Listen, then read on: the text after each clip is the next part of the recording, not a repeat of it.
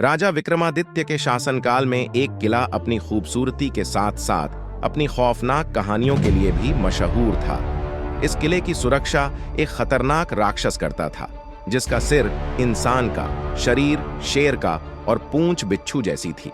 लेकिन इसके अलावा किले के अंदर एक और राज था। एक बेहिसाब खजाना छुपा हुआ था, जिसके बारे में सिर्फ कुछ चुनिंदा लोग ही जानते थे। एक दिन राजा के जंगल में एक खुफिया समूह दाखिल हुआ। ये लोग आम नहीं थे, बल्कि खजाने के खतरनाक चोरों का समूह था। इनके सरदार काला नाग एक चालाक और निर्दयी चोर थे, जिन्होंने अपनी पूरी जिंदगी खजाने चुराने में बिता दी थी। काला नाग और उसकी गैंग को किले के खजाने के बारे में पता चला और उन्होंने इसे चुराने का प्लान बना लिया। काला नाग ने अपनी गैंग के सभी लोगों को इकट्ठा किया और बोला, भाइयों, आज रात हम किले का खजाना लूटेंगे, लेकिन हमें बहुत होशियार रहना होगा। वहां एक राक्षस है जो किसी को भी जिंदा नहीं छोड़ता। चोरों में से एक लंगड़ा रामलाल बोला, सरदार, अगर वह राक्षस सचमुच इतना खतरनाक है तो हम उसे कैसे हरा पाएंगे? काला नाग मुस्कुराया और बोला, तुम लोग अपनी चतुराई का इस्तेमाल करो और सही समय पर भागने की कला सीखो। अगर सब कुछ ठीक रहा तो हम खजाना ले लेंगे और राजा के साम्राज्य में हम सभी अमीर बन जाएंगे।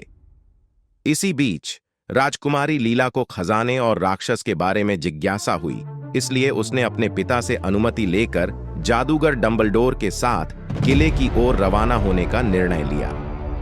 राजा विक्रमादित्य ने उसे चेतावनी दी कि किले में जाना खतरनाक हो सकता है, लेकिन लीला के दृढ़ संकल्प को देखते हुए उन्होंने अनुमति दे दी। जैसे ही लीला और डंबलडोर किले में पहुंचे, उन्होंने महसूस किया कि वहां किसी और के कदमों के निशान भी हैं। जादूगर डंबलडोर ने हैरान होकर कहा, लगता है हम अकेले नहीं हैं। लीला ने कहा, यह जरूर चोरों का समूह है जो खजाने पर नजर रखे हुए है।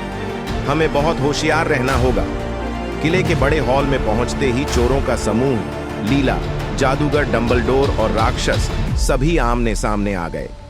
काला नाग ने खजाने पर कब्जा करने के लिए अपने साथियों को आदेश दिया, जल्दी करो, खजाना समेट लो और पतली गली से निकलो।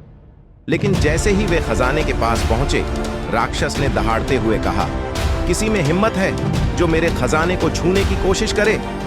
चोरों ने अपनी तलवारें निकाली और राक्षस पर हमला किया, लेकिन राक्षस की ताकत और गति ने उन्हें डर से भर दिया। लंगड़ा रामलाल ने डरते हुए कहा, सरदार, ये तो मौत का फरिश्ता है। लीला और जादूगर डंबलडोर ने मौके का फायदा उठाते हुए राक्षस पर हमला किया। लीला ने कहा, काला नाग, अगर तुम यह खजाना लूटने से बाज आ जाओ तो हम तुम्हें जाने देंगे, वरना तुम्हारी खैर नहीं। काला नाग ने हंसी के साथ जवाब दिया, तुम हमें कैसे रोक सकती हो राजकुमारी? यह खजाना आज हमारा है। अब एक तरफ लीला और जादूगर डंबलडोर थे और दूसरी तरफ चोरों की गैंग और राक्षस। लीला ने जादूगर को इशारा किया और डंबलडोर ने अपना जादुई मंत्र पढ़ा। एक रोशनी का गोला राक्षस की आंखों पर पड़ा और उसे कुछ समय के लिए अंधा कर दिया। उसी समय लीला ने अपनी तलवार निकाली और राक्षस पर वार किया।